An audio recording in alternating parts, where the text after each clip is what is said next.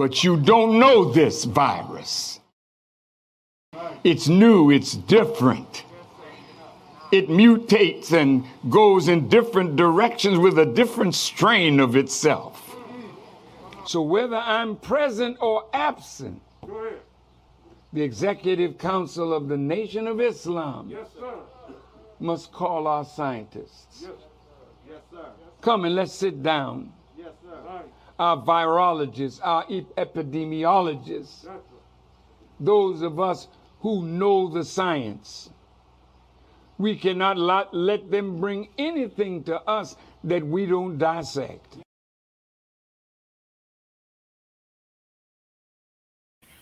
Yeah, we're going to dissect tonight.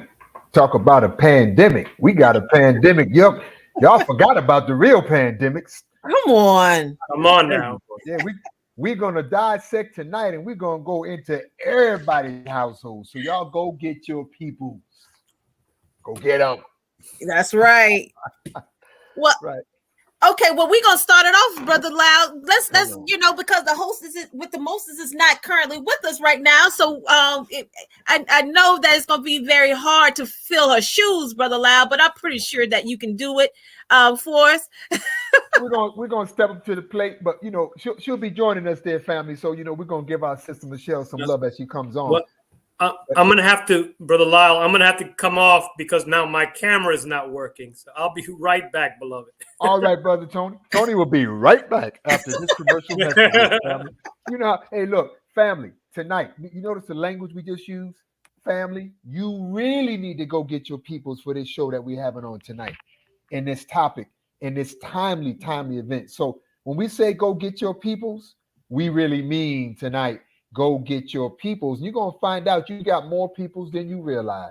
That's on this beautiful place. And as Sister Kalila said, no one does it like the hostess of the mostest, Sister Michelle, but we still want to welcome every last one of you to Thursday Night Talks. And I'm your big brother, Brother Lyle Muhammad, and we represent the mighty 7th Region Coalition. There's an army you see and an army you don't see. But why don't we just give some love to the Pope we don't see to help make this possible? That do everything. Make the flyer, to make phone calls and contacts and do the research so that we can bring you life-saving information and life-saving practices. And so just to start off, family, I'd like to say Assalamu alaikum to my Muslim brothers and sisters. Praise the Lord to my Christian brothers and sisters. Gawa Black Power to my Black revolutionaries, and to all my peace and freedom loving people across the land that are tuned in. Peace and blessings. We welcome you tonight to Thursday Night Talk with the 7th Region Coalition. And just in case some of you are wondering, well, what is this 7th Region Coalition? Come on. Number one, our mission is to help save lives. Think about it. A treacherous, dark time and people trying to get on a ship across the water. How valuable is a lighthouse? That's right. And so we want to be a lighthouse of information, a lighthouse of inspiration, and we want to make sure that you know what to do, what needs to be done when you want to get involved in your affairs of the community. And we have a topic tonight that all of us need to be tuned up and tuned into. Yes, it relates to our children, but it relates to a very special group of our children. And I'll mention that a little bit more later. But what I'm going to do right now is I'm going to go ahead and I'm going to take this baton and I'm going to pass it to my beloved sister, Kalila Muhammad. Oh, there you go. All right. Off and running. I want to start off in the most holy name of Allah, bearing witness that there's no God but Allah. And I bear witness that Muhammad is his true messenger and servant. I would like to greet my brothers and sisters in the greeting words of peace in the Arabic language of Assalamu alaikum, Eid Mubarak. And I just want to let y'all know that this subject is very, I always say every week, this subject is real true and dear to my heart. But no, I'm actually living this reality at my home as well. And as you all see that we have actually put the the title of this show into context, because this is what we really want you all to really look into, open up your heart, open up your soul, open up the spirit of Allah, and allow someone to intercede and be the blessing that you need in order for you to really be one with him. And that's just the joy of giving, the joy of just being able to give. And then when you give, you will always be able to receive. It just has to be, you have to be open and you have to be mindful of the gift that keeps on giving. And we will talk about more about that gift that keeps on giving momentarily. But I'm not going to belay the point because we have a lot of beautiful guests and a beautiful just segue to what we know that's going to also save your life as well as others. So I'm going to pass the baton over to my dear brother Tony. Look at him. He said, bring it on here. Down. There he is. This is so corny, but I'm going along with it. In the name of the one God who bears many names. Some know him as Jah, others know him as Jehovah, others know him as Dios. Some know him as Yahweh. Some know him as Bon Dieu. Some know him as Alobdomare. Some know him as Allah. Regardless to the name, we ask that you call on the God for guidance. I bear witness to his oneness, and I bear witness that Muhammad is indeed his messenger and servant. Once again, family, the way that we greet one another is always with love and in our traditional way, whether it be here or abroad. We always greet one another in peace because it is a prayer that we bestow on one another. Peace, Hotep, Shalom, Abaragani, Assalamu Alaikum. And it's an honor and a pleasure to serve you as the 7th Region Coalition to help save lives, to bring about topics that are normally not being discussed out there, discuss them in a way that is not being talked about in a normal sense, because now we're not really living in a world that is normal. And so we want to know what is normal. Normal is putting at the forefront of our communities the concept and the idea of family. And so now, over 150 years after slavery in this country, in some cases more so, in some cases less, abroad in Latin American countries, Caribbean countries, we are seeking to develop some type of normalcy when it comes down to the concept of family. And so oftentimes we have to reconstruct family in order strong families to rebuild our community. It is an honor and a pleasure to be here serving you in the 7th Region Coalition to help save lives. Brother Lyle, always an honor. Sister Kalila, always an honor. As this coalition was set up in inspiration by the Honorable Minister Louis Farrakhan, by our Student Minister Patrick Muhammad, as we seek to unite our people into the oneness and the concept and the idea of God and the guidance that he wants us to have in this hour. And so at this time, Brother Lyle, I pass it on back over to you. I want to thank you, good brother Tony. And before we bring up our super friends and our superheroes, our super brothers and our super sisters, because you all are all of that and more for sure, tonight's topic, I want to make sure you all, because y'all still not going to get your peoples now. Some of y'all went to get your peoples, but let me tell you this. Listen to this topic, dear family.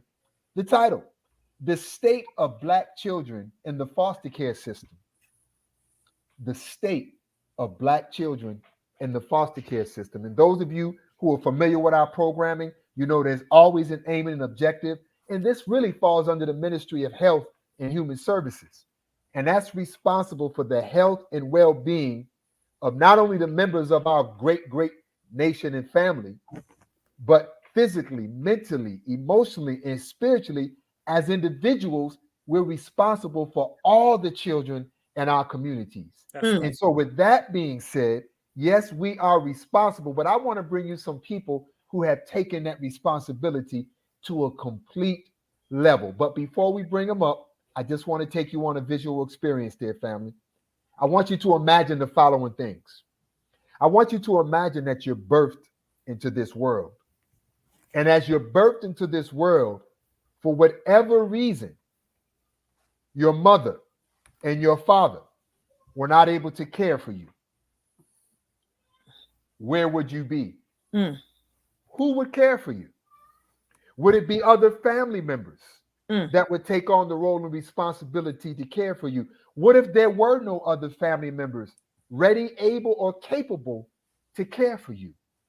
Where would you be as a child? And where would the loving people in the world be that understand the aim and the mission and the duty that says we're responsible for all of our children? So I'm not, the one that's singing all that, and we're not going to play the song because we don't want to get excited and find out what's going on. You remember that song? It's a family affair. Absolutely. Right? Well, it's a family affair right now. And if we can start bringing up our people, and we're going to introduce them, but I want y'all to meet some very important people for this family affair as they come up. We are not alone on this evening for Thursday Night Talk to deal with this topic. And as I said, we got superheroes and super sheroes. I want you to see our family right now. And so as our family is coming up, yes, yeah, y'all say, what's going on here? Yeah, look at our family coming up because it is a family affair. And as it is a family affair, where's our brother Elijah? Let's bring our brother up too. Yeah, it's a family affair. Some of y'all wondering, who are these beautiful heroes and sheroes that we have on with us tonight? These are the kind of men and women, family. They don't just talk the talk. They actually walk the walk. And I want you to think about that. So go get your peoples right now, because some of you got nephews and cousins that are still out there that you haven't even met yet. That's because right. you don't know where they are, what's going on, or who's caring for them. But the beautiful people we have on our program this evening have played an active role in either foster care or adoption through Right. personal experience, through work experience, but most of all, from a great, great duty. And so I guess to kick this off so you all know who we got on the line and what's going on, don't mind me. Youth is proof, right? And we got a young brother on the line, right? His name is Brother Elijah. You're going to be hearing from him tonight. Brother Elijah, how are you, good brother? I'm good. Good, good, good. I want you all to know that I had the opportunity. I first met Elijah when I visited one of the group homes that's here in Miami. And after that initial visit, I'm going to let him drop his quote on you in a minute. He got a bomb quote, but y'all ain't ready for it yet, right? Before he drops that bomb quote. But I also met Elijah because he came to the meetings we had with the Circle of Brotherhood. And I also want you all to know that this brother also came up and volunteered to speak at our town hall meeting on foster care and services. And so that's just, I'm talking about a young man. What are you, 17, 18, brother? How old are you, Elijah? I'm 18 years old. 18. Matter of fact, a fresh 18, not even a month old. Are you? Maybe 2 months? When was your Yeah, birthday? 2 month old. Yeah, I'm on March 20th. March 20th, our brother turned 18. But Brother Elijah, you dropped the bomb on me, brother, when I first met you at the group home. It was a quote that you made. Somebody was talking about how our young people stay motivated and involved. And what's that quote that you say, brother? Just because you share a mistake doesn't mean you have to be a mistake. Man, can you say that one more time, brother? Just because you share a mistake doesn't mean you have to be a mistake. Mm. When my brother said that, I was like, wow. And we're going to be hearing his story about how and by the way, I said I first met him when he was in the group home. But Elijah, you're not in that group home no more, are you, brother? You know what I'm saying? Where you at now, brother? I'm at work right now, but I have my own house. I have my You have own efficiency. your own Yeah. efficiency now, man. Brother, aging out and doing it right, man. Making it happen there, family. So we're going to be hearing from our brother for sure. And I'm going to tell you, this next sister, man, I'm going to tell you, when I first heard her open her mouth and I heard about the experience. See, some of y'all run away from hard duties, tasks, and responsibilities. This sister runs to them. Now, Miss Karen Parrish, How many years have you been taking our teens and hard to place youth into your home? It's been about 5 years. 5 years. 4 to 5. 4 to 5 years. Wow. Right. And the experience that our sister has about working with our young people that some of y'all are afraid of. She's going to be sharing some of that wisdom with us tonight. And as she shares some of those wisdom and some tips on why she got involved and maybe why you should get involved in some kind of way, don't be scared. Y'all go get your peoples. Right. And we have another sister on that's with us tonight, and I'm going to tell you, she has worked in multiple different angles in the foster care industry. And I know I can just tell you this. Whenever the youth who she's worked come around her, this is what they do. They stop whatever they're doing. And they run up and they say, Miss Alicia, Miss Alicia, Miss Alicia. And they give her the biggest hug in the world. It takes special people to work with our young people that are in special situations. And working with Citrus Family Care Network. Sister Alicia Curtis, how are you, dear man? I'm doing wonderful. Thanks so much for having me on tonight. I really appreciate you guys and what we're putting out there. Oh, so honorable to do this. And I'm That's going to tell you. I love seeing Elijah. It just makes me so happy to see him. Beautiful, beautiful. And, watching that work. And so she knows this work from not only an employee perspective, but also in working in the ins and out, one-on-one with youth and in the group homes and so more. So, and in the community. So she's going to give us a dynamic on that, And I know you all see we got a power couple in the house. And I could honestly probably name 10 or 15 different reasons on why that's a power couple. But because our topic tonight is so valuable, we want to stay focused on it. I'm going to announce this, but I got to say this first, for those who don't know, I met this beautiful family back in Baltimore, and I tell you, they mean so much to my family personally, but they mean so much to other families because of their dedication and their actual experience at not only taking in children in foster care, but also through adoption. And I'm going to tell you, dear family, when you got a family that takes up that mantle, that's a Superman and a Superwoman. Now, I don't know if I can say by way of San Diego, by way of Atlanta, by way of Baltimore, by way of Long Beach, wherever they throwing down right now, they throwing down. That is Brother David and Sister Maria Muhammad. Assalamu alaikum, dear power couple. Wa alaikum salam, sir. Wa alaikum salam, family. I'm like y'all.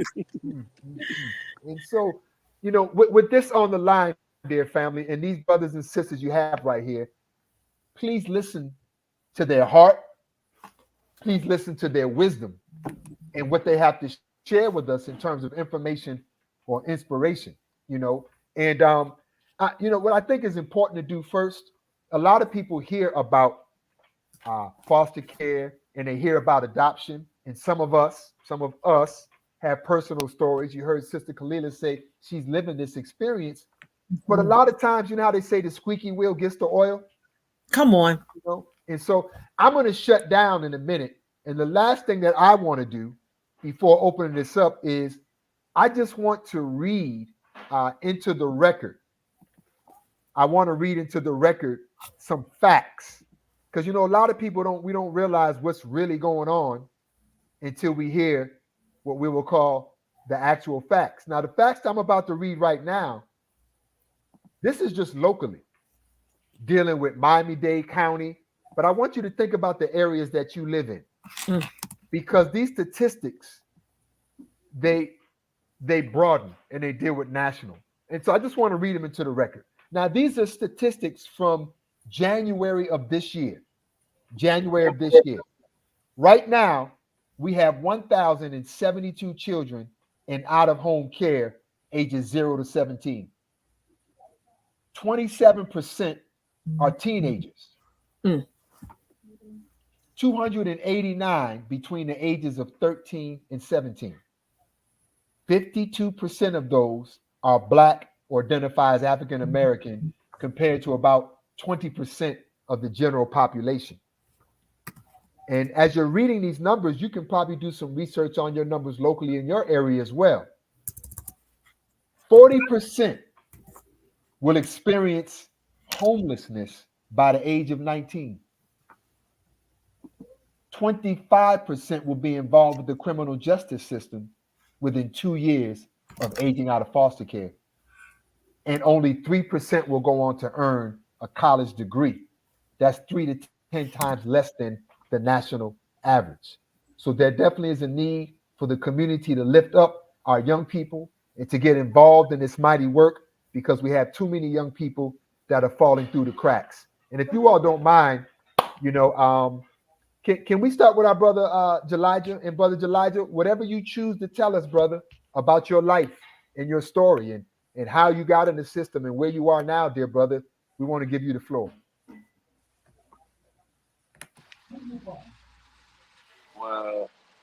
Well, I started foster home like I want to say 2015. At first, I was bad. I can't even lie. I was bad, running around doing stuff I wasn't supposed to be doing. But it's to a point where I had to let God in my life. It really had to. I had to like just understand everything just meant to be for a purpose. It's always a purpose or something. Just gotta be humble. But other than that, my life been straight. I'm about to graduate in June from high school. I just really been trying to stay out the way, though. Staying humble. That's all. Let me ask you this, dear brother, before we go to some of our other guests. What are some of the family situations that led you to be in the system? Um, to God honest truth, in my eyes, I wasn't doing nothing wrong, but it's like they was seeing in my eyes because I was outside. Like I'm the type I wasn't really an inside person, so I'll be outside with my friends. It'll be late, but like it won't be no late where I'm coming in the house 12 o'clock or nothing. But I'll come in at 10. But my grandma and them, they didn't like that or whatever. So she didn't even want to see me with my mom. I don't know what my mom was going through at the point, but she didn't want to see me with my mom, so she sent me to her. And at first, at the shelter, I didn't like it at first. I kept running, running and running until I had to figure out what I was going to do with my life.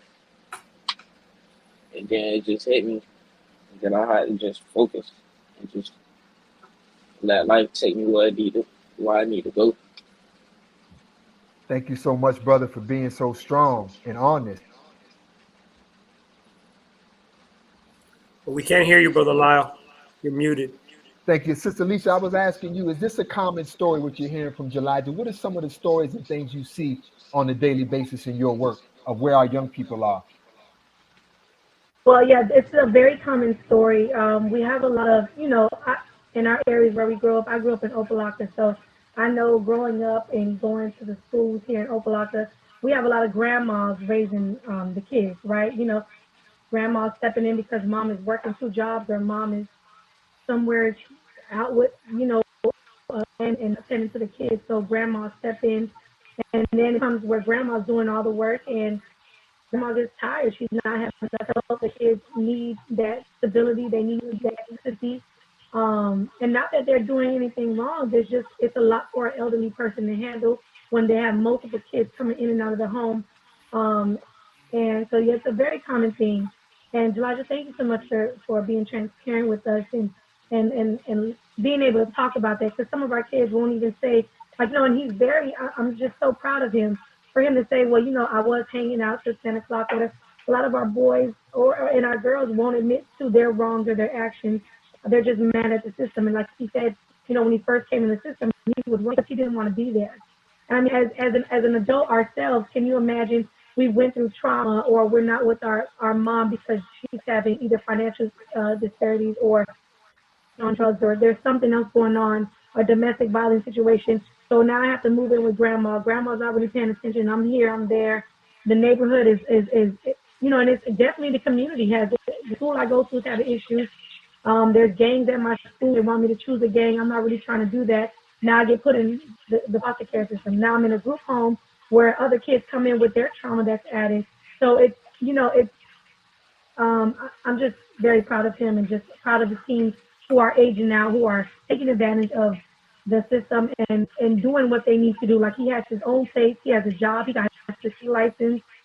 So and that's the thing. I think the hardest part about, and I think Brother Law, you know it. When we went to that group home, you see the potential these kids have and how great these young kings and queens are, and they can't see it for themselves. And that's the hardest thing me for being a mother of four. When I look at my kids, I know how greatness, and I know that God instills so much greatness in them, but only if they can see it through our eyes.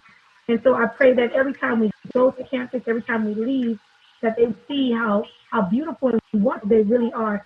And I think we all knew as soon as we met Elijah, like he didn't even open his mouth, and we were like, it's something about that kid right there. God has great things destined for that kid right there.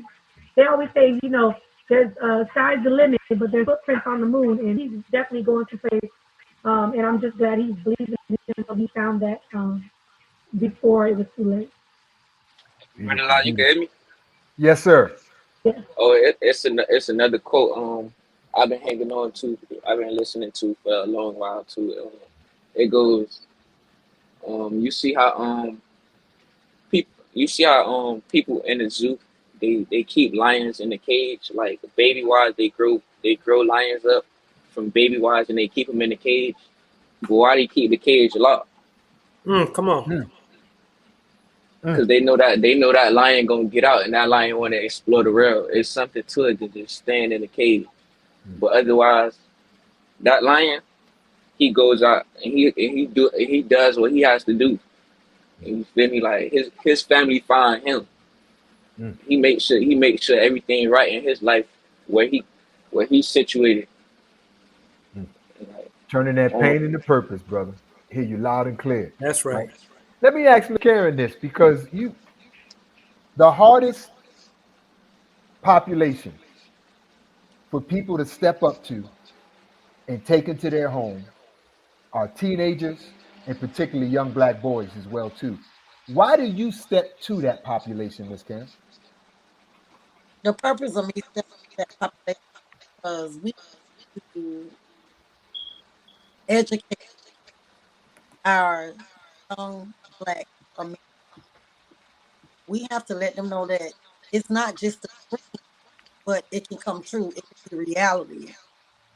And we have to do work positive on the reality. A lot of our young teenage boys is they're most are without a father in the home, have the mom, and they get caught up. And it's so easy to get caught up when they don't really have a person to guide them, to lead them, most of all, nourish them. Because you have to think about it, parenting didn't come with instructions. So it's hard to as a woman to actually raise a son. When we raising our daughters as mothers, you hear a mother say to a daughter, go wash those dishes, go sweep that floor, Right. go mop that floor, go wash those clothes, make sure you iron them clothes, make sure you hang them up. With boys is mainly go take out the garbage. Go take out the garbage. Go take. Right. So we don't put as much nourishment as we do into women. We don't put that much into our young black men like that. And so to raise young black men, it's not easy, but we have to realize they look for the same type of nourishment. But we only give them that one job, that one piece of something. Is go take out the garbage. Right. Go take out the garbage. How many times we gonna take out the garbage? How much garbage do we have? We have a lot. But we got to taking out that garbage into something better than just take out the garbage. And how many youth have you taken into your home over these last 4 to 5 years? 6. Beautiful. Beautiful. We thank you for your sacrifice. My goodness. My goodness. So, Brother David and Sister Maria, I understand that you all have been involved in both short-term care for individuals, but also going all the way through and saying this one is ours. You want to speak to any of that experience? You want to talk to that? They all ours, first of all. Yeah, they all out. They all calling me still. Right. Hey, Still in Dad. them pockets. Right. Right. Absolutely. You want to Right. talk about why well, Um. Well, I think we had, we just a passionate couple, I think, and we just didn't want to do regular foster care. I don't think so. We went to do sibling foster care because we had a big old house in Baltimore, 6 bedrooms, right? So it's like, you know what? Let's just, let's just, share what God has blessed us with. So we signed up for sibling foster care. And so that means we would get 3 and 4 children at one time. Yeah, look at that. And it was very interesting process. We worked with a group called, what was it called? Neighbor to Family. Neighbor to Family, right? Neighbor to Family. I think they were out of Florida. Yeah, I think they started in Miami. Started in Miami, yep. And they moved to Baltimore, yep. So, yeah, and it was, it's been a great joy, right? And we've had, I don't know, maybe 20, 30 children, within that time period that came through and, yep. Yeah, we originally wanted to do the smaller babies because they fun. But we ended up with teenagers. We wanted small boys and we ended up with teenage girls. Oh, and yes. That is not what we were looking for. We ended up with 3 teenage girls at once, and literally they're ours. Like, that happened probably 12 years ago, and we're still mom, we're still pops. Yeah. We got grandbabies now. And so it's just, we really formed that relationship, and it wasn't easy. Lord knows it was not. I almost took the day drinking a couple of times because it really, Lord help me, Jesus, it wasn't easy. But, you grow as an individual and you grow as a family, and we're still a family with our girls, and they still, are a great part of our life. They literally belong to us. Yeah. So I have a question here, because it's such a stigma on foster children, and because they were in a situation, then the outcome of their situation is going to be bad. So, don't we're not going to adopt them because we don't know where they came from, right? Right? Because that's the mindset of a lot of people who look at foster care or foster children as this menace, or this stigma of a thought that doesn't even exist, only in the mind of this warped society.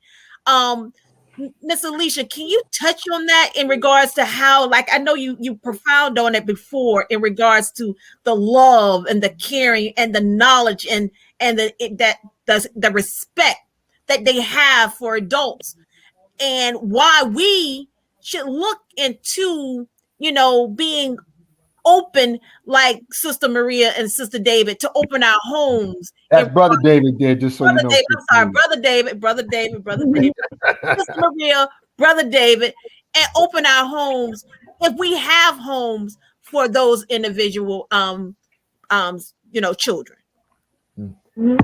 Yeah. So go ahead, Brother Lau. I'm sorry. Oh, no, I'm listening. Okay. So, Sister Maria and Brother David, I'm so glad you guys said that we wanted babies first. So whenever I'm out in the field, the first thing I get is, oh my God, what about the babies? And I'm like, oh my God, what about our teens and our siblings? And I'm like, listen, God is going to give you think you want babies. I always tell people that. And it's always usually the first time parents, or they've never been a parent. They just want a baby. They want to jump in. I'm like, oh, you're so cute. Let me tell you something. Babies are a lot of work. And if anybody has children here, you guys know you're waking up in 2 to 3 hours, diapers, formulas, daycare, they get sick.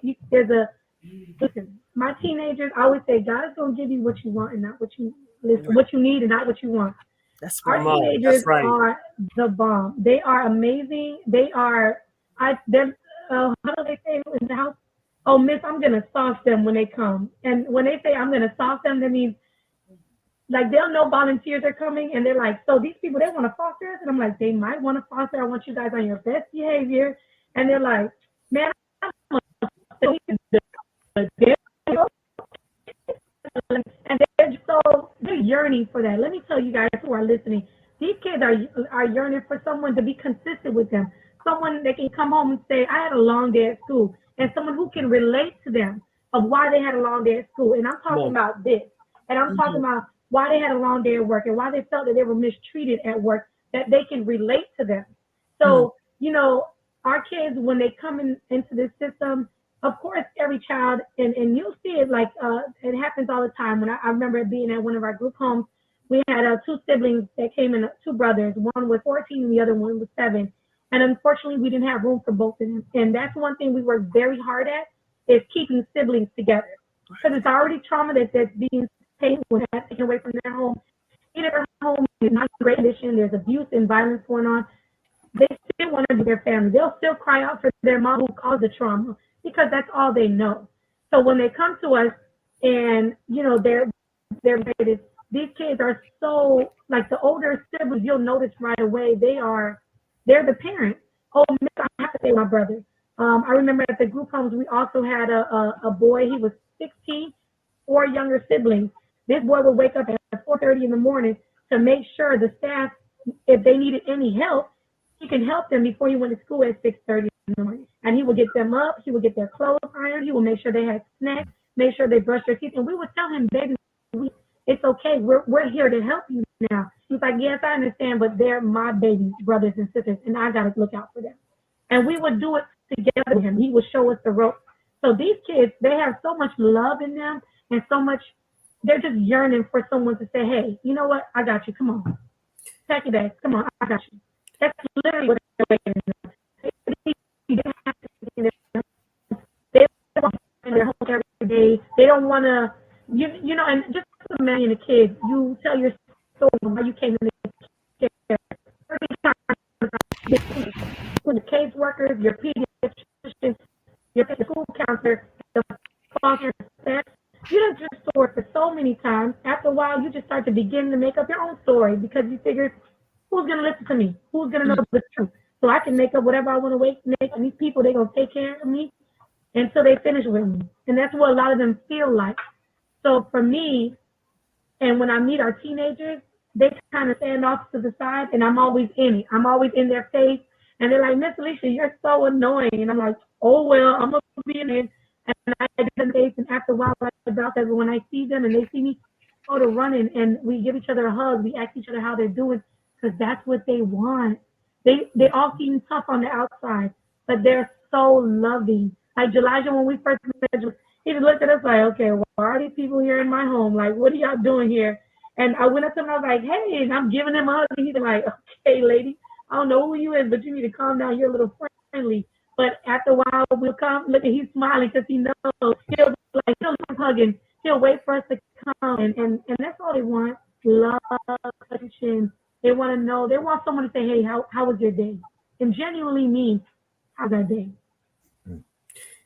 Brother Lyle? Yes, sir. I have a question because I worked in the foster care for some time as a tutor, and I would go home to home teaching children, and I had to be different things to different children going home to homes. To some, I was a teacher. To others, they needed something more than that. They needed a therapist, and I like to ask all of you because oftentimes these children in foster care have dealt with so much instability in life.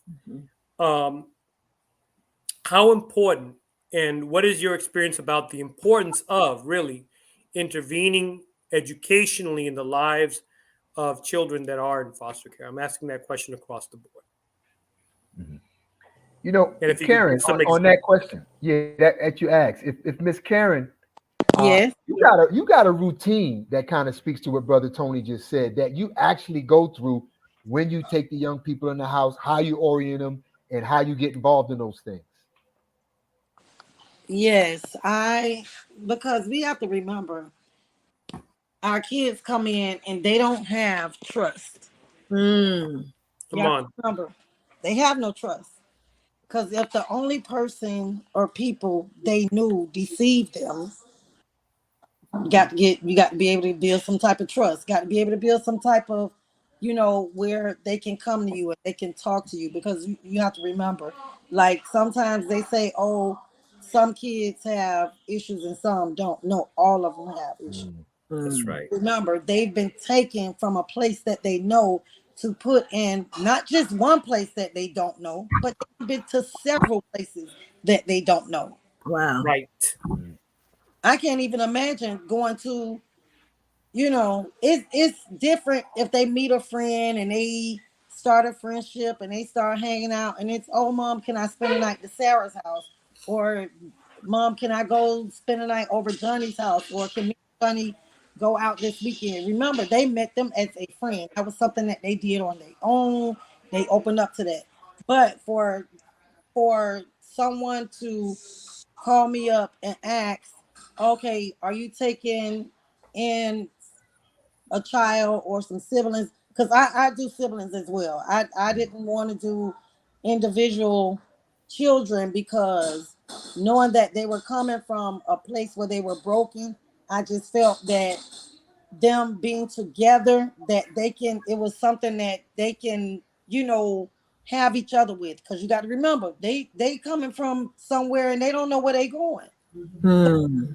I mean, that's why I chose to do siblings. So that's how I ended up with two sets of siblings. And my thing is, we're all family.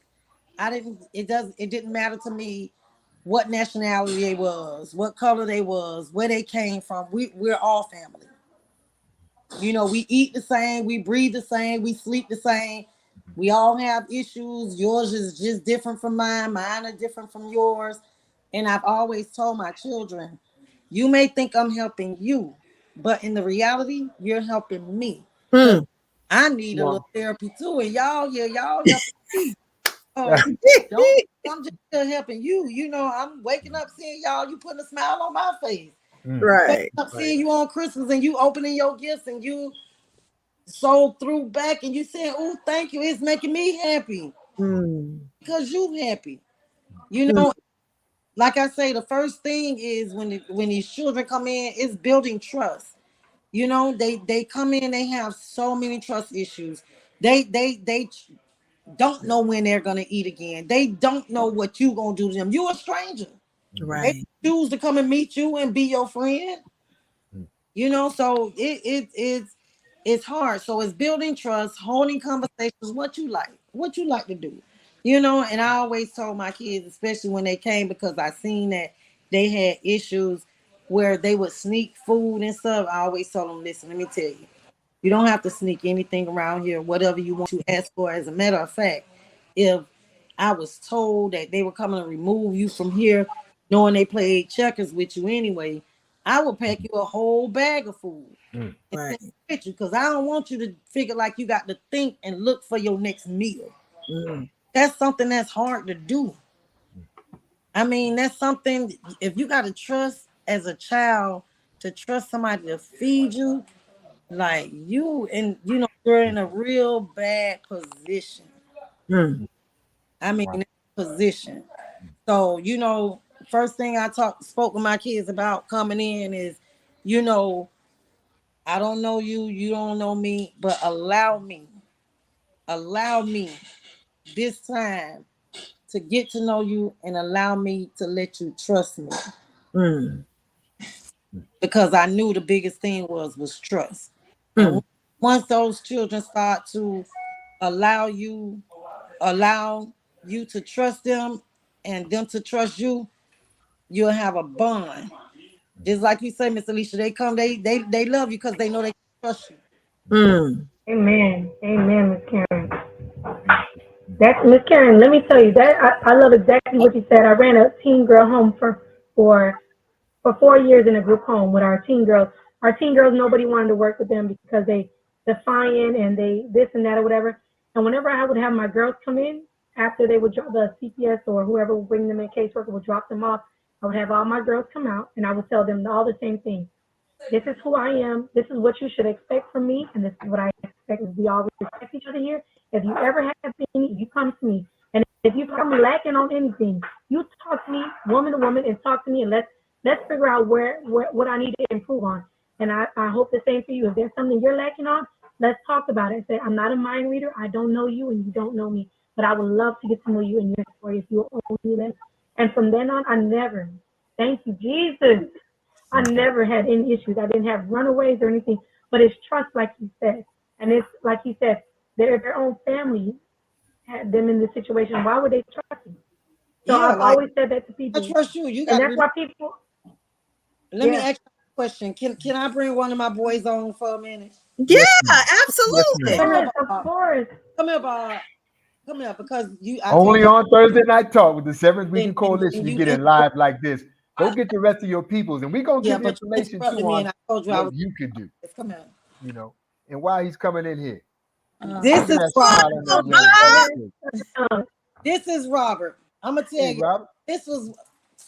I almost gave up, but I told him it's gonna be me or you. So guess who gave in? Y'all know who gave in, right? You gave in. Robert. Stay the course, sir. He know it was me. It was. I say, you know what? After you, I don't think he gave in.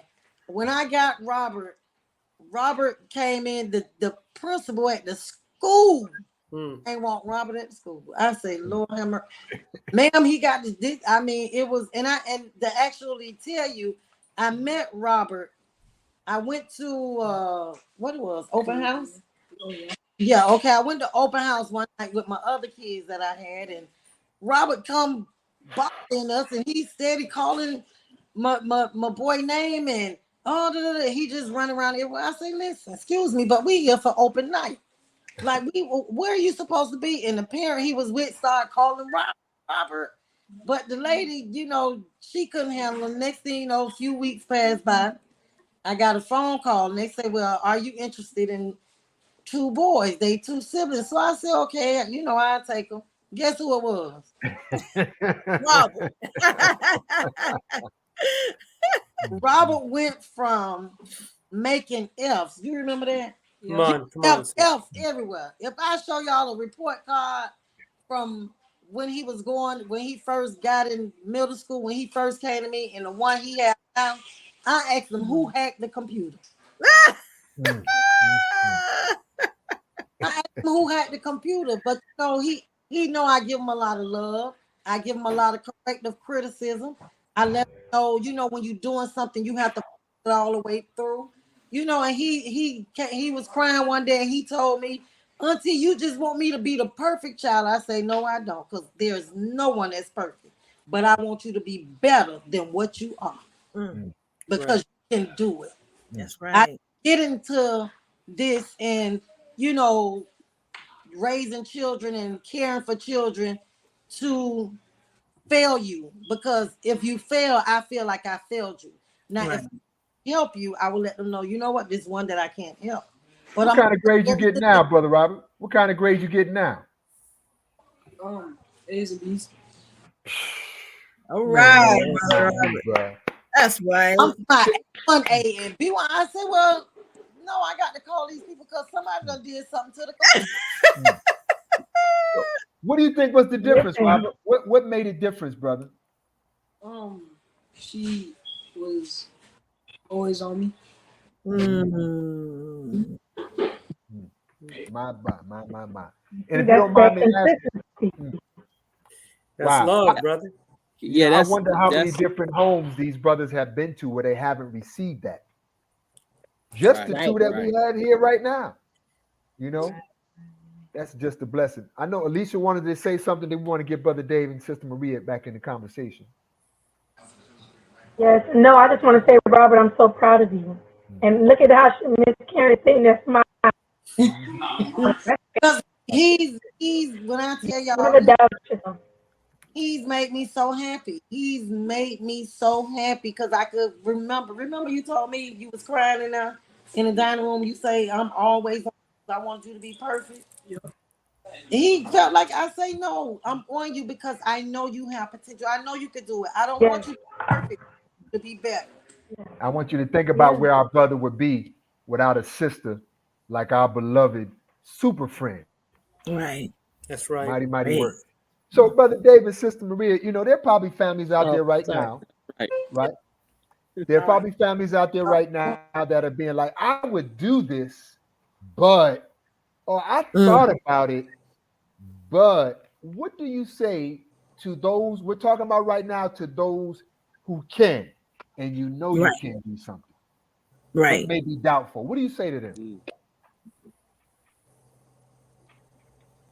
I say to them, Brother David was a product of foster care, right? Hmm. And look how wonderful he is, right? So Okay. you have to give the babies a chance. And we are obligated to give the babies a chance, because if we don't, then we're really dooming ourselves. If Mm. we don't do what we know we have the ability to do, we're really dooming ourselves, because what are we going to hand the future? Like y'all were passing the baton earlier, what Right. are we gonna who we gonna pass the baton to? Come on. And we will have no one to That's right. blame but ourselves, because That's we right. could and we did not. Right. So Mm. I just implore everybody, we have doubts, you're gonna have doubts, you're gonna fail. I failed my babies, and I apologize to them when I failed them, and we healed from it and we grew from it. You're gonna fail just like you would if it was your own biological baby. But Yeah. you grow from it and you learn from it and you get the resources and you get the help to be better. Don't think you're going to be perfect. Just like we're not looking for the perfect babies, we're not looking to be the perfect parents either. Yeah. You're So right. be okay with that failure. Pick yourself up. Be all right with that, and just do it, because we had the foster number in every state we lived in. We lived Mm, in Long Beach, we were going to do foster care. mm, We lived in LA, we were going to do foster care. We lived in Baltimore, we were going to do mhm. foster care. And we're just getting these numbers everywhere we go, like, we're going to do it, we're going to do it. And then we finally did. And so just do it, just like Nike, right? Just do it. Just Mm-hmm. do Find it. a great place, find resources, because there are so many resources out there for foster parenting.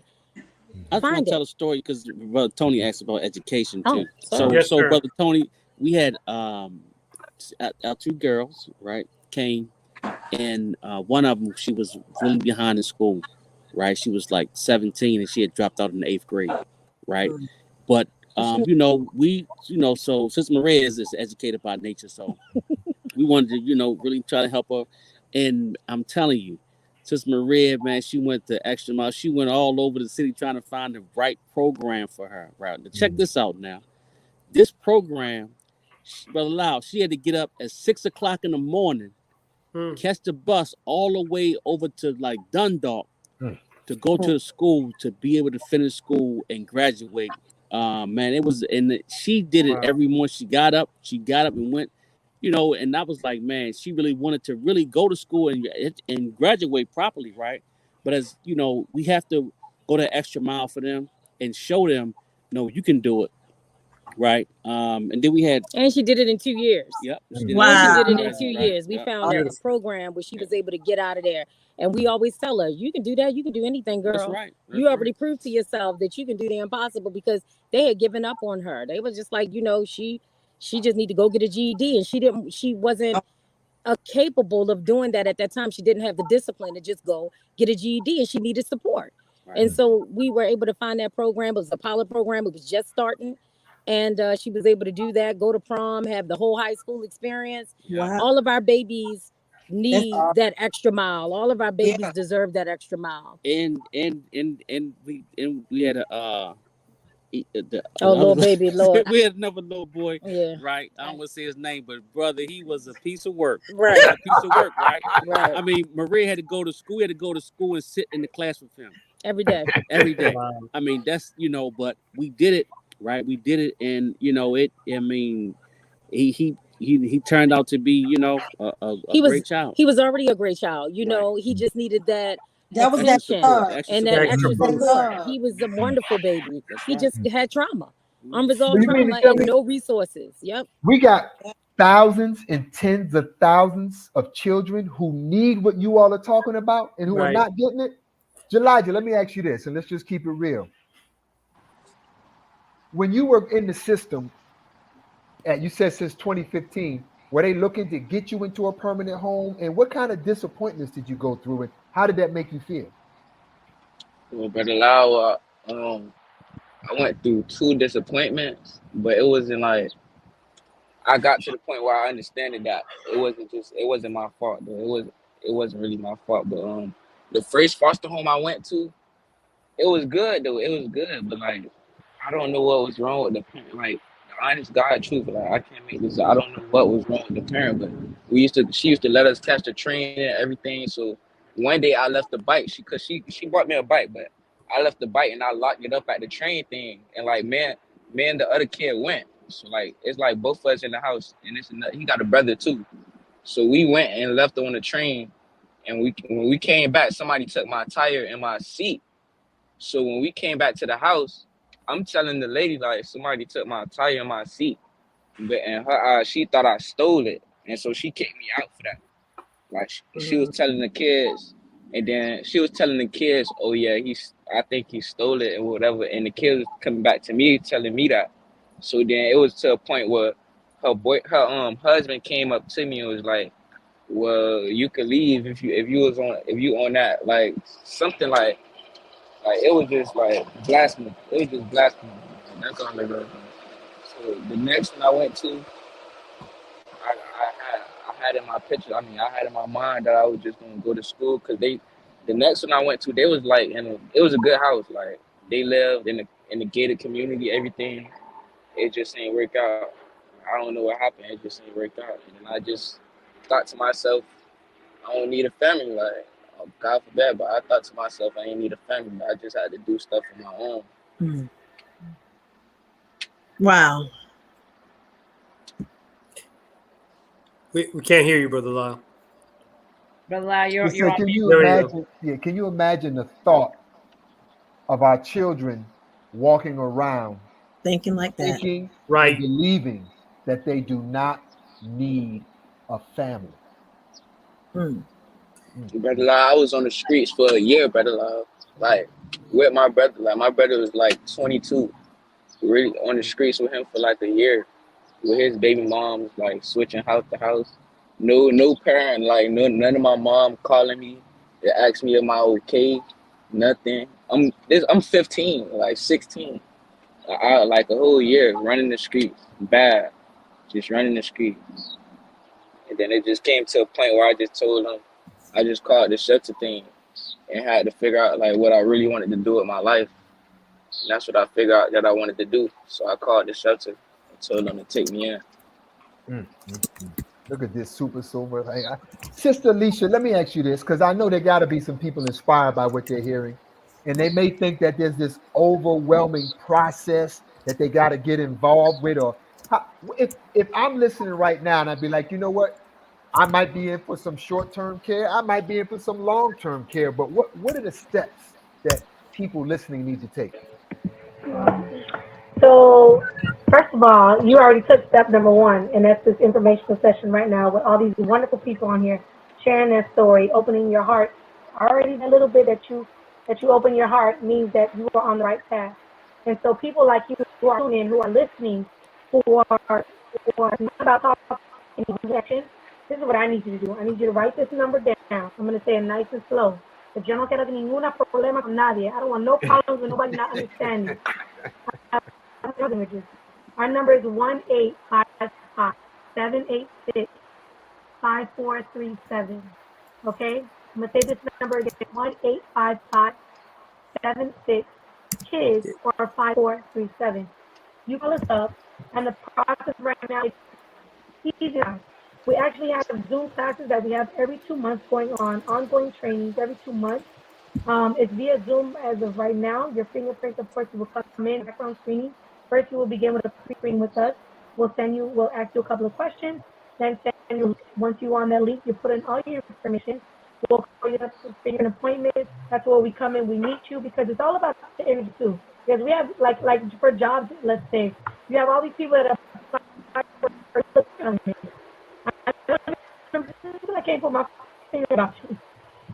So we actually go to those people, we find those diamonds, we find them and we set you up. Classes begin. You have seven consecutive classes that you attend at 6 to 9 p.m. You have an amazing professor teaches the course. It's life.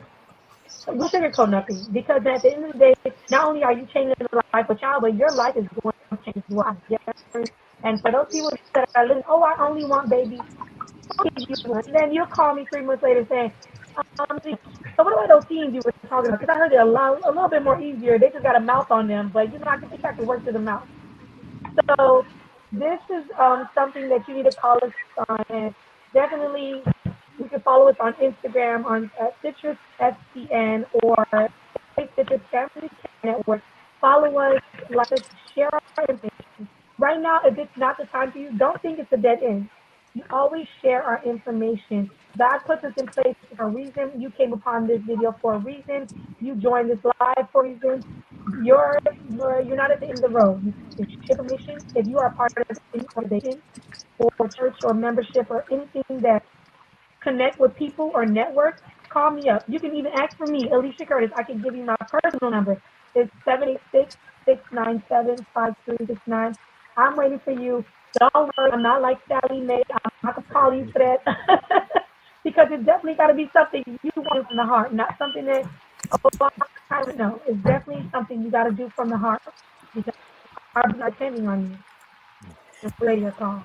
Sister Alicia, if you could type in the phone numbers in the private chat, that way we could put it up on the screen for everyone. Go ahead, Because Sister you're Michelle. breaking up a little bit. Okay, awesome. I'll put it up. Thank you. Sister Michelle, I saw you get ready to say something, then, man. Yes. I came in and so greetings to all. I do have a question just based upon the conversation that we're all having this evening. So I know that, and I've had a few friends that have been in foster care growing up that I went to school with.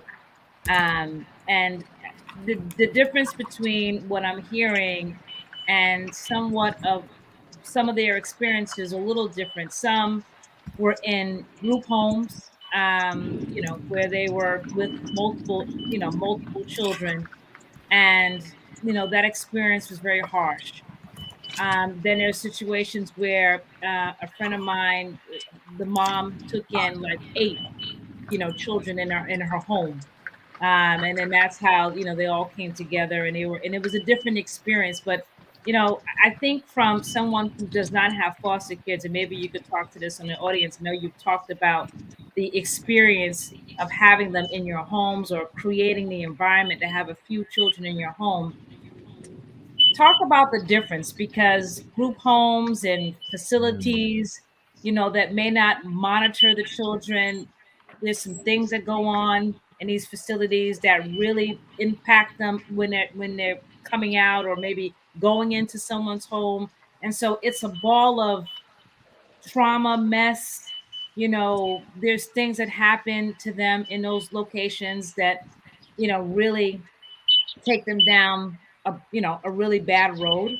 But talk about the benefits, right, of when children are put into homes, when there's the care is there, the attention is there, opposed to these facilities where they're not watching them, they're doing whatever, they may be being abused by other children in the facility. So I know that's a big thing. So maybe talk about that, because from someone who doesn't have foster children, that's the scary part, right? Because you don't besides what happened in their homes, then they go someplace where maybe it wasn't to that traumatic, but maybe some things happened in those places that are now making them view things and turn inside, and it just becomes very traumatic and hurtful. And then when they try to assimilate, it's very difficult.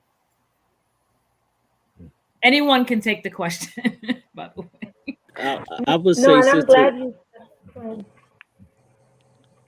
Sister Alicia, you can go. No, I would Okay. say, One of I y'all was better just, go. I would say, No, Sister Michelle is yes. Oh, now I would say, Sister Michelle is like you have to really, um, you have to try to provide the child right with the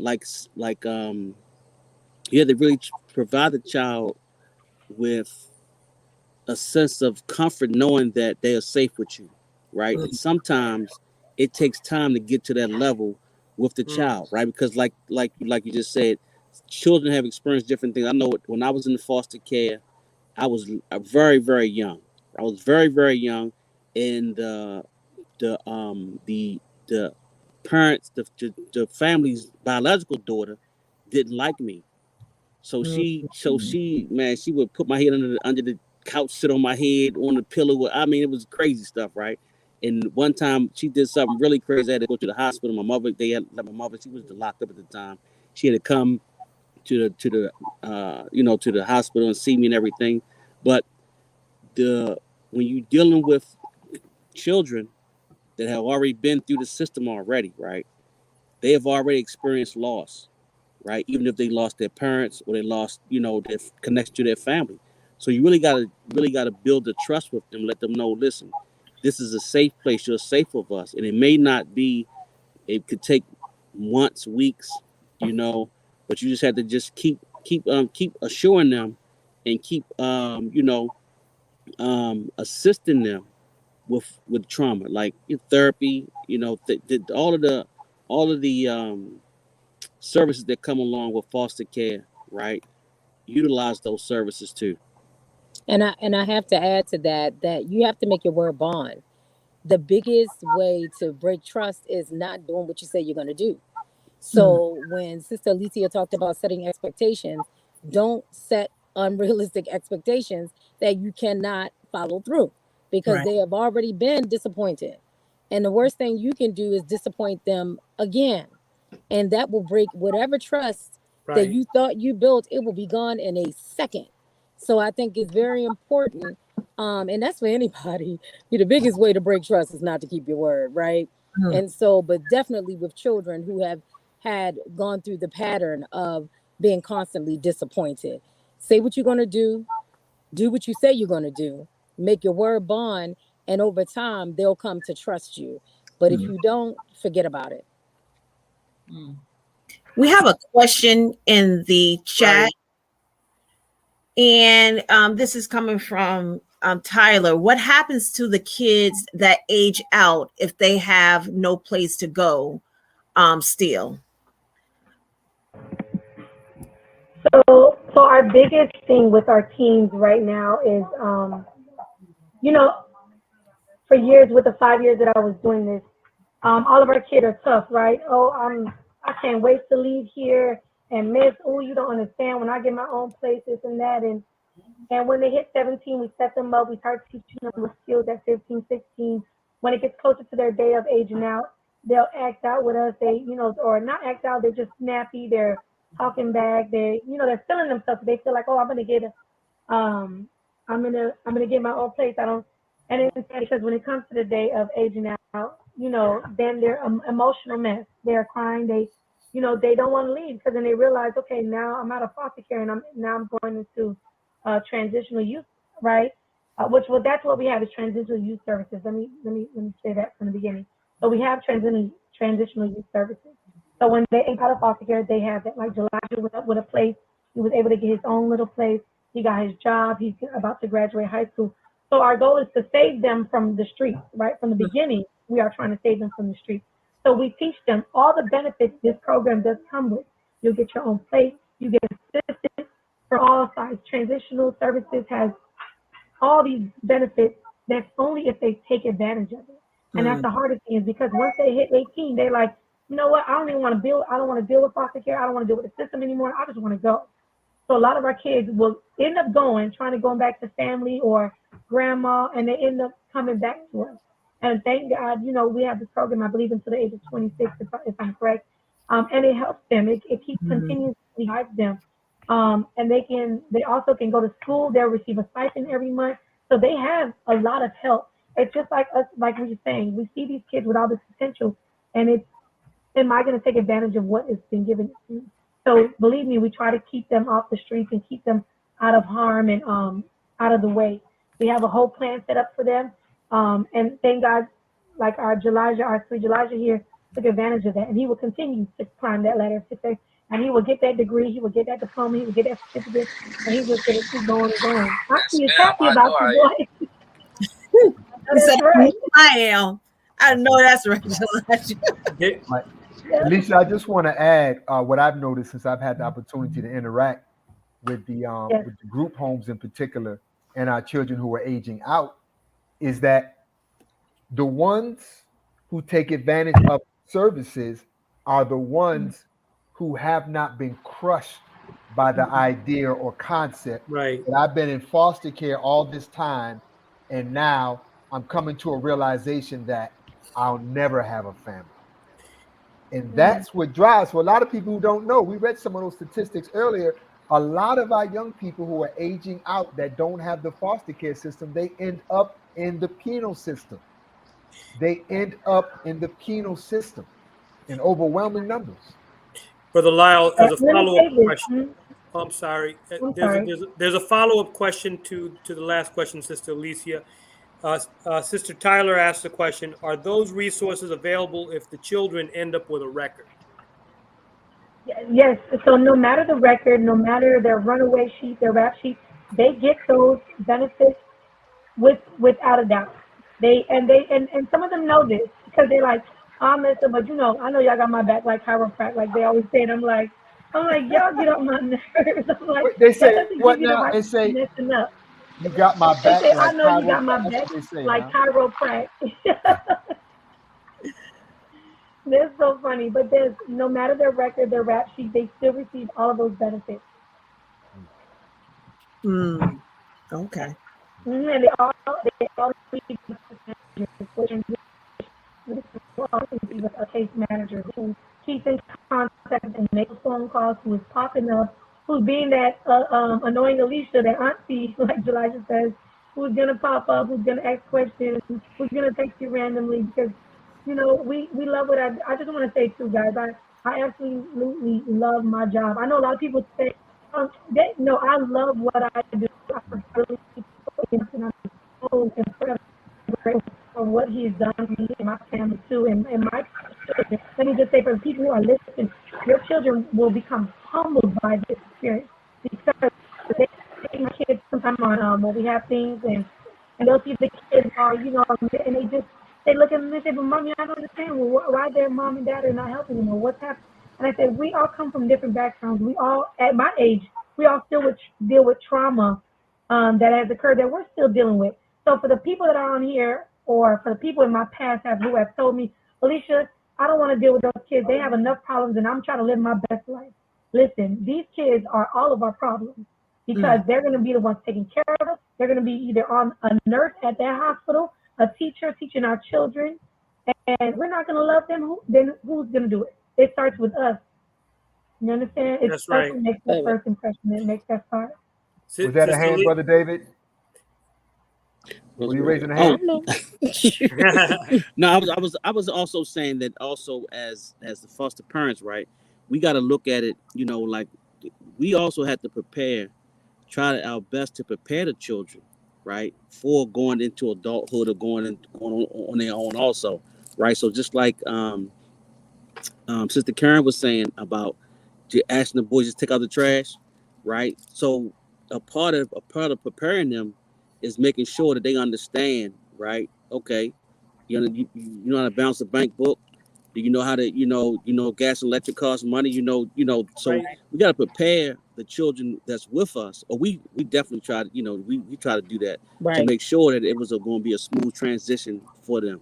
Because they're not ready for all that independence, even though they think they are, right? They think they want to be Yeah. grown, but when it comes down to it, when my daughter got her first place, I went over there, turned all the lights on, turned on the AC, was all up in her refrigerator doing everything she did, in our house, right?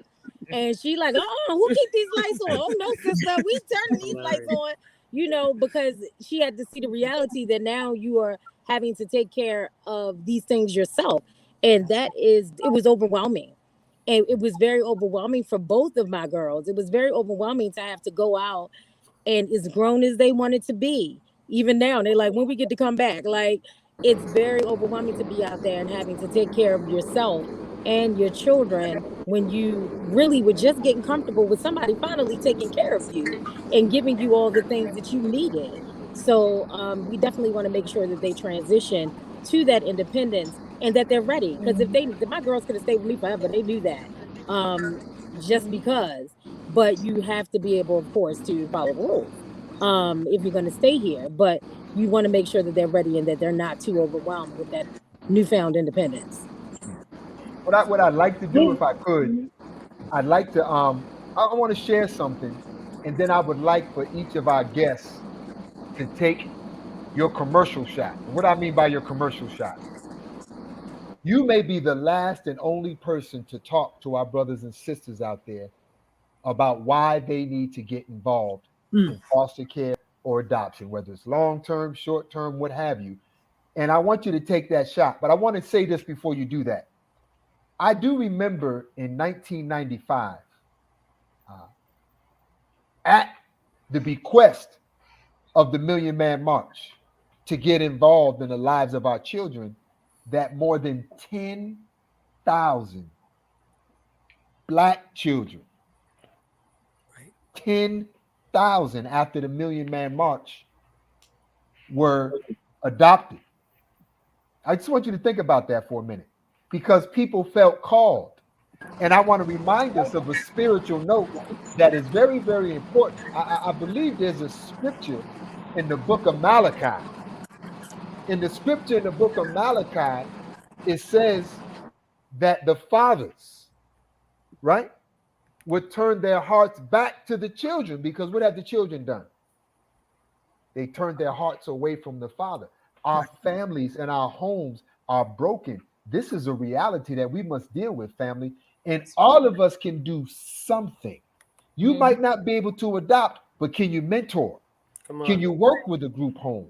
Can you get involved in the school where our children attend? And so I just wanted to put that out there. And I want you all to just let people know. Look what's going on right now in the chat. I am one of the daughters of Maria and David talking about y'all. Don't grow up. It's a trap. I'm with you. Strap. Brother Lyle, Yes, if I could say something real quick. See, yes, sir. I get asked all the time, like, why do you teach at the schools that you teach? Why do you take the difficult jobs that you do in regards to the children that I teach? I wouldn't feel like myself doing that.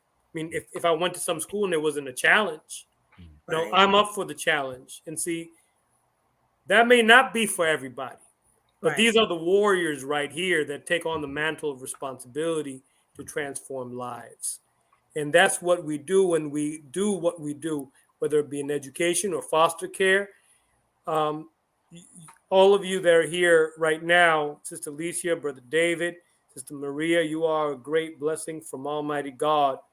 And I thank and commend you for the kind of work that you do. All right. Let's get Miss Karen up here. Miss Karen, I want you to give your commercial now. You disappeared on us, Miss Karen. The commercial is rolling right now, Miss Karen. You're talking to thousands and thousands of parents who think they may be interested, and you get a commercial. What do you say to them?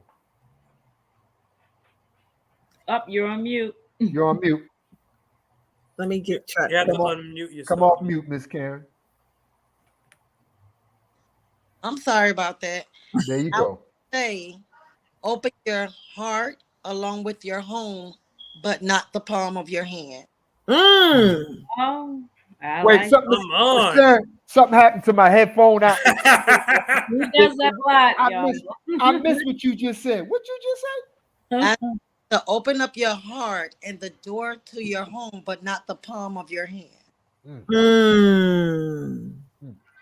This is the 60-second commercial. Keep talking to them while you got their ear. And if you open your heart and your door, you'll come out with like better youth, better people. You can't open up your hand because if you looking to for it to come through your hand, there's not a dollar that you can give a child to make them better. Like it does, and a lot of people work off. Oh, how much they gonna give me? You can't. It's not gonna work. Right. It's not gonna work. You got to, and you have. Mm. Mm-hmm. And believe me, I get that question a lot. Oh yeah. Well, how much I get paid for doing this? But let me let y'all in on something because I have my god sister here who's been a foster parent for over 20 some years, and she the one that had me to do it. She kept telling me, "You could do it. You could do it. I know you can because how She's you there are." with you right now, Miss Karen. She right I here. don't believe. Where is she, Miss Yeah. Karen? I don't believe. I don't. Miss Karen up there telling You're gonna take us to her. Like her name is now, Put it family. on live so we know Now, it's real. for over 20 years, Miss Matthew, and Thank you for what you do. Absolutely. she's had the trafficking girls. She had the teenage boys. She done adopted siblings. Like she done did it all. She the one brought me into it because she kept telling me I could do it. I could do it. I mean, she done had some of the roughest and the toughest past what I've had. Can you give a word of wisdom to those who may be interested in foster care adoption, Miss Mary? Just like Karen said, to open up your heart and your home and to build a trust. That is the key thing. You got to build that trust with those kids because without trust, you have nothing. You have nothing. How did you go on for 20 years? I know it wasn't all smooth sailing, particularly with the population you was dealing with. No. How did you go on for 20 years? I guess because I have a background. I was a director for Sunrise Facility, and I dealt with dual diagnosed children. I dealt with adult handicapped, mentally handicapped.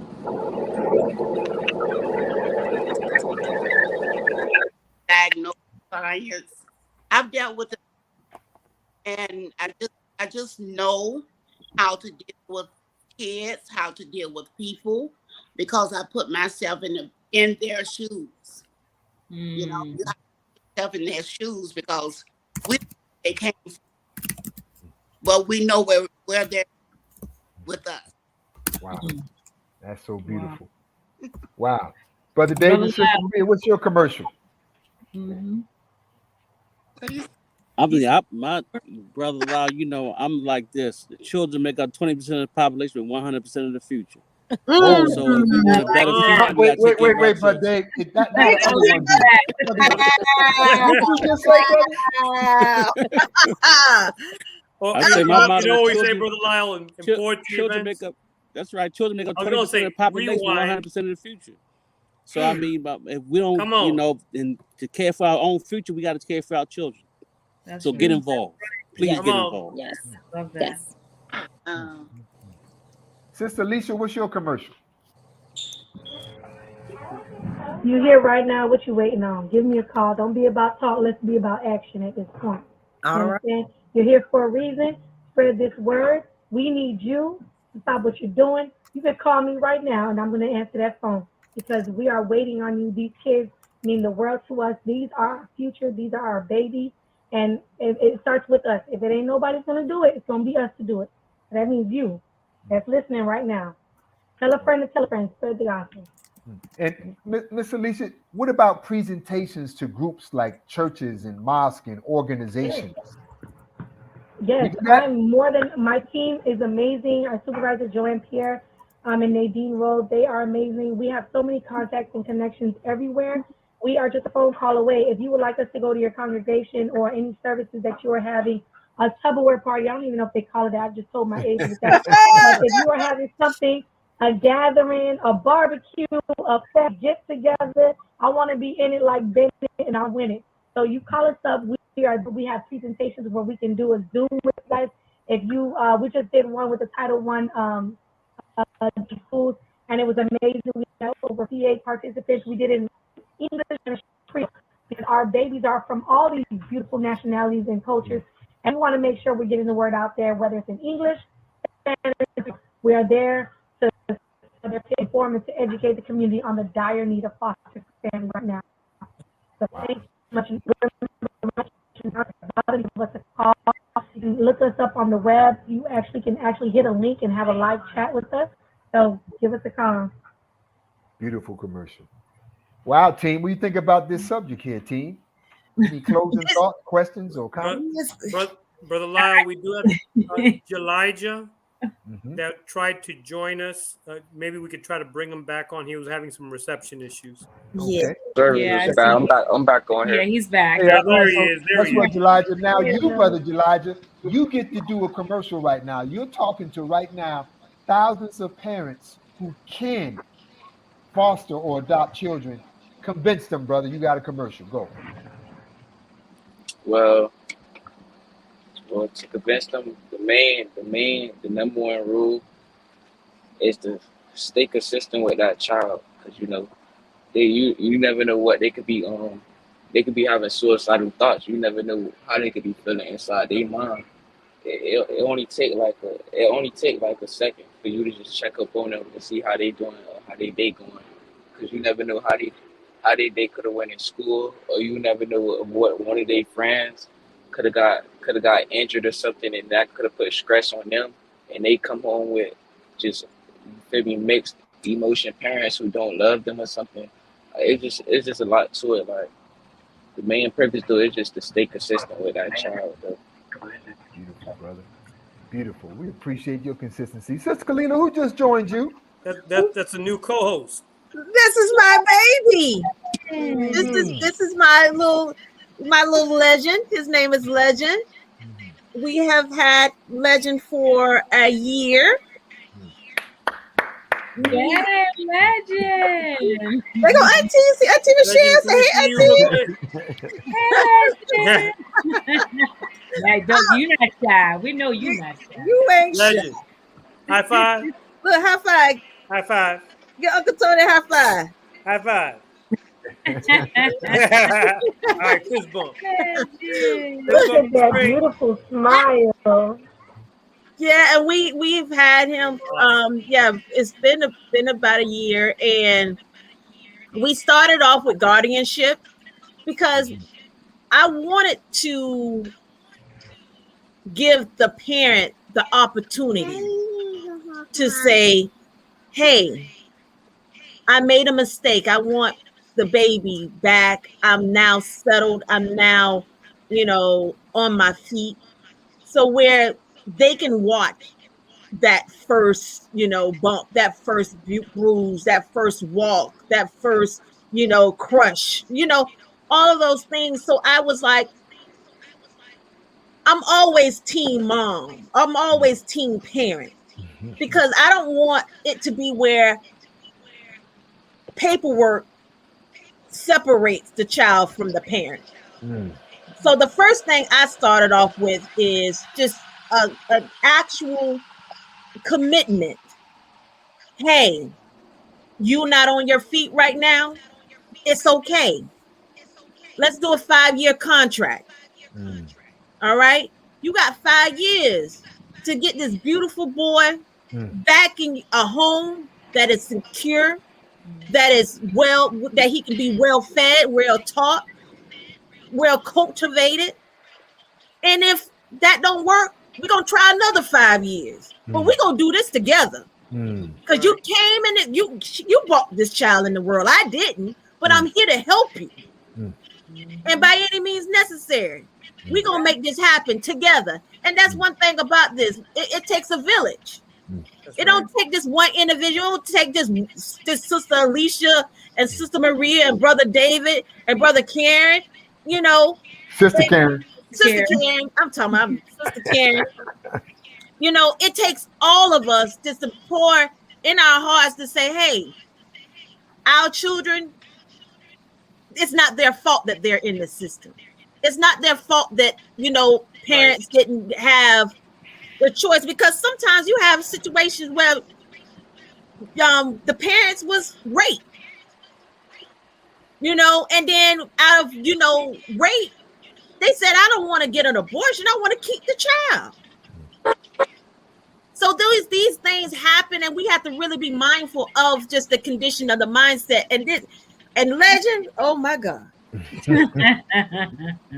When I say this boy is a handful, Sharp. but he's sharp. Oh yeah. He's a Wow. he's a lover. He every time, especially with his papa. My husband, he be like, Papa, you okay? You okay? Look at that, man. I Yeah. think he's going to be a foot surgeon. He loves to he Wow. loves to be on people's feet. I be like, get out of the feet, boy. Wow. But he has a heart of gold, and everyone who comes in contact with him, they just be like, man, I'm gonna take him home. I'm gonna take him home. I was like, no, he our legend. Man. And his name means, because he's gonna be legendary. He's gonna have a story to tell everyone how he made it through. Right. So I just wanted to share this with you and Wow, my legend. what a beautiful gift. Sis Kalila, you make me have to do two things when you do that, dear man. The first thing you make me have to do is right now, I want to give a shout out to every uncle, aunt, grandmother, or grandfather that took on one of your nieces, nephews, or your other children's children. That's right. Whether it was for a day, for Right. a week, for a year, or some years, or the rest of their life, you Right. are heroes and sheroes. That's right. I want to personally thank, and may Allah, God be pleased with her soul, my foster parent, Mrs. Scott, who, had it not been for Mrs. Scott, who cared for myself and my brother for the first 2 years of my life, and then sometime after that, I would have not been able to be placed back with my biological family. Wow. And so when you look at the work that we do, when y'all say you love us and we turned out all right, we didn't turn out all right without having people in our corner that helped us turn out all right. So these heroes and sheroes who are on the line right now, did you all ever know that you're my hero? There's so many boys and girls that need more of us to step up. And lastly, for me, family, I remember when Hurricane Katrina struck New Orleans. And I remember working out of Washington, D.C. at the time. And I remember the busloads of families that were being relocated. And I remember the carloads of families that were there to take in families as they came. We respond to a crisis. And as you listen to our brothers and sisters tonight, we are in a crisis with our babies and our children. And, the crisis is real. Sister Alicia, I just saw a note today where a family came into care of 5 siblings that right now, as of this very second, 5 siblings are in need of a home and in need of care. And if they don't get it, they'll end up split up. Oh wow. This is a 911 call, family, for you to support this issue on this topic. Brother Lyle, there was a question here, and I don't know what city you are in, Brother Farouk Hunter, but Sister Alicia, are you in contact with other groups throughout the country that may be able to assist our brother? He's asking the question, how do we work with everyone to mentor foster kids or children? You can get a call tomorrow morning if you like, and I can get you connected with where you're at in your county, in your city, and find you the resources you need so you can get connected with people like you. Like I said, if you can't foster right now and you have a way that you mentor or you can tutor or you have those connections, we are for you and we're in desperate need of it. And yes, Brother Lau, that 5 sibling group came in and broke smart, and I know Nadine and Joanne have been making calls. We calling everywhere trying to get them placed. We don't want to separate them. And I can say with Citrus Family Care Network, I absolutely family, literally, we are a big family there. And we do go beyond our means, and whether it's buying food with our own monies, and we know that the company always has money to give us. Kids need things at that moment, right? For them, we want to provide for them, and we are desperately looking for available beds right now for them. So please keep us in your prayers that we find that immediately for them. All right. And I know we got to get ready to land this plane. I know Brother David and Sister Maria about to get eaten alive by the mosquitoes out there where they are. And so can we give our guests a chance to have one final word, family? Is that all right? Yeah, sure. Good. Let's start with Brother David and Sister Maria so they don't get eaten alive. I really have to commend you all, Brother Lau, the Seventh Regional Coalition, because this actually is a very important issue in our community, right? And like Brother Lau, in October the 16th, 1995, when it came out the minister's mouth, I was already thinking. That's why Maria said everywhere we went, we were trying to get all the information we could on it, but we didn't pull the trigger until we were in a better position where we actually had the space and everything. So this is such an important issue and topic in our community. So we want to like to keep we like to keep in contact with everyone online, right? And see how we can do this again, again and again, because again, this is a very important topic. Yeah, what he said. Say it your way, Sister Maria. Say it your way. Oh yeah. So it's been real. Thank you all for the invite. One of my daughters, she's 30 now, and so she was just on here bigging us up, right? So it's been a long road, and it's not done. You never finish parenting. She ain't getting rid of us, and we ain't getting rid of her, and it's just gonna go on and on and on. And I love the fact of how I've grown. Like, you get more out of it, honestly, being a foster parent than these babies could ever get. They have grown me in ways that I did not want to grow, number one, and that I did not know that I could grow. And so if you need to do it for yourself, do it for yourself. But do it is the point. Do it. Beautiful. All right. And I see Karen trying to come back in. We'll get her closing remarks in just a minute. Meanwhile, I guess we'll get yours, Alicia.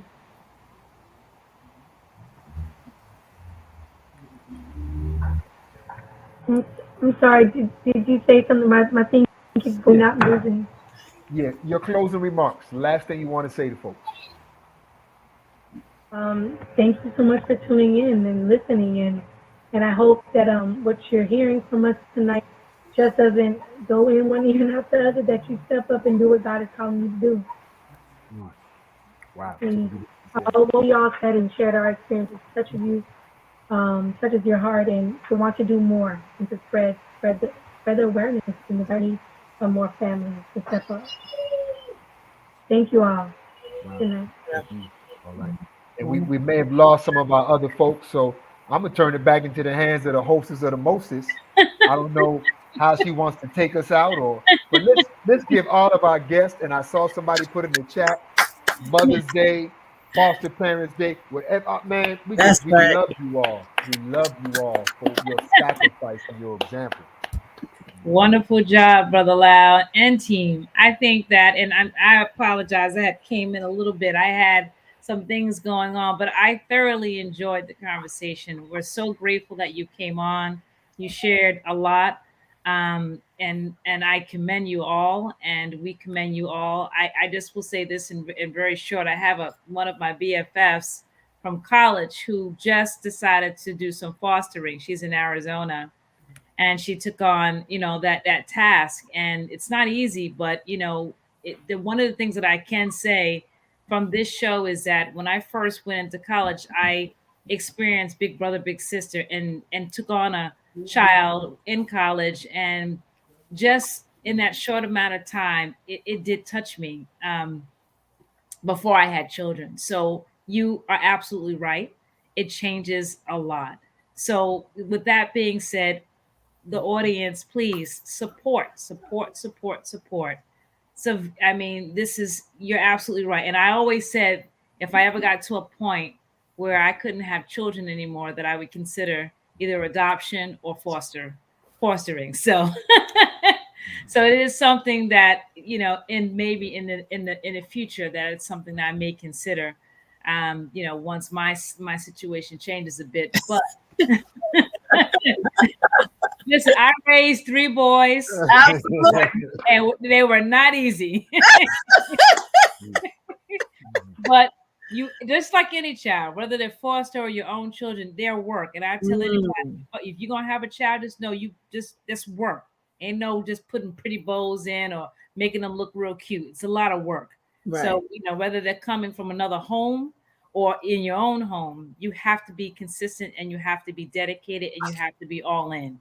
So with that being said, audience, please, if you got it in your hearts, please.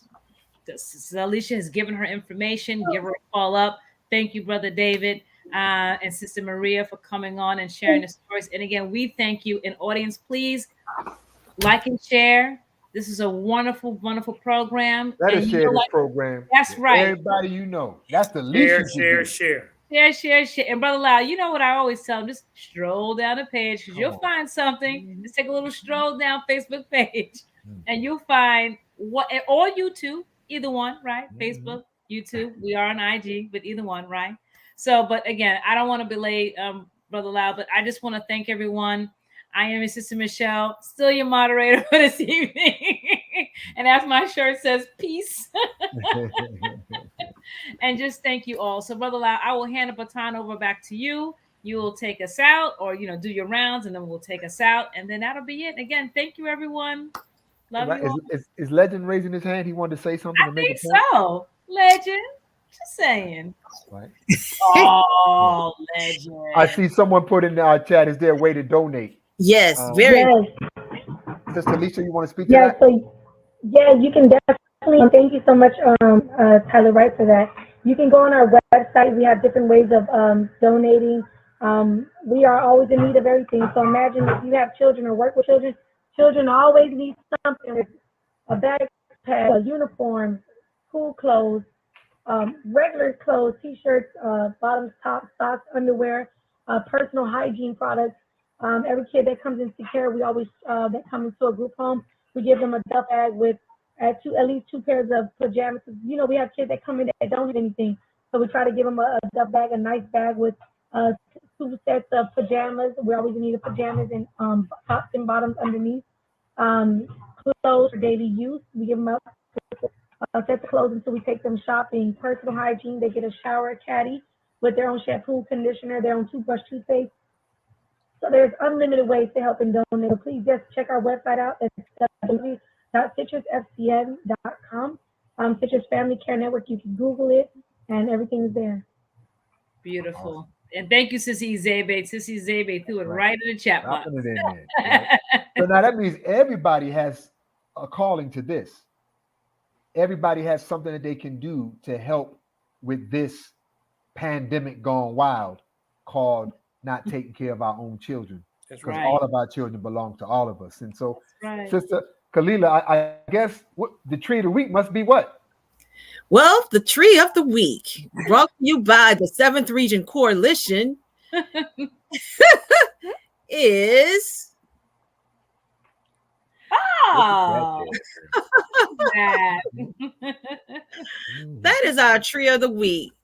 And the reason it's so many foster symbols in regards to foster care, but the tree of the week to me, when I picked this particular logo out, is because it takes heart and dedication, like Sister Izebe mentioned, love, support, respect, trust building,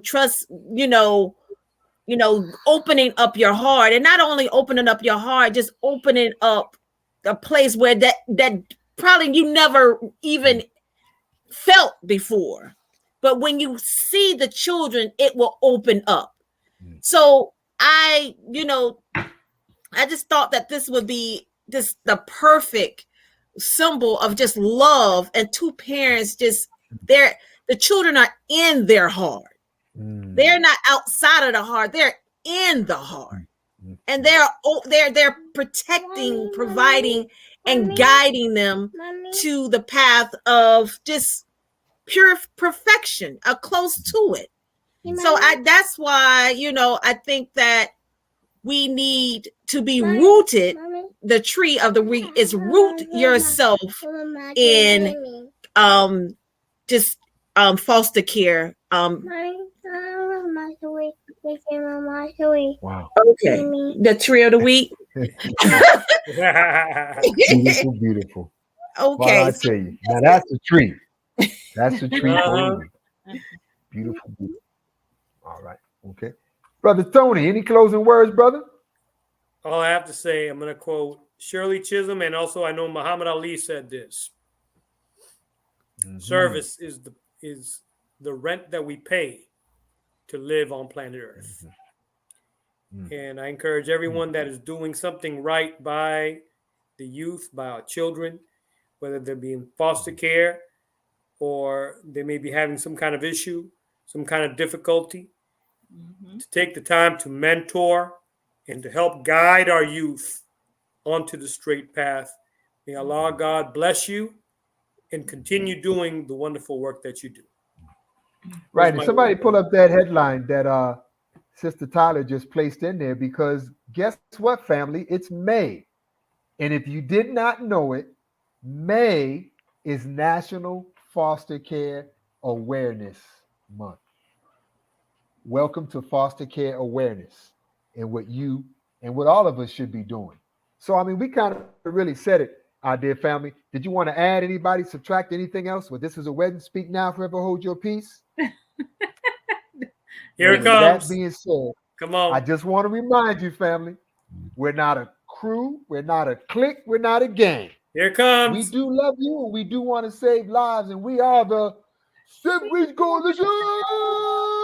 See that they got the fingers there, but now they got the fingers. Got it. Oh, you set up. Adopt, mentor, get involved. All right. Love you, family. Love you all. Assalamualaikum.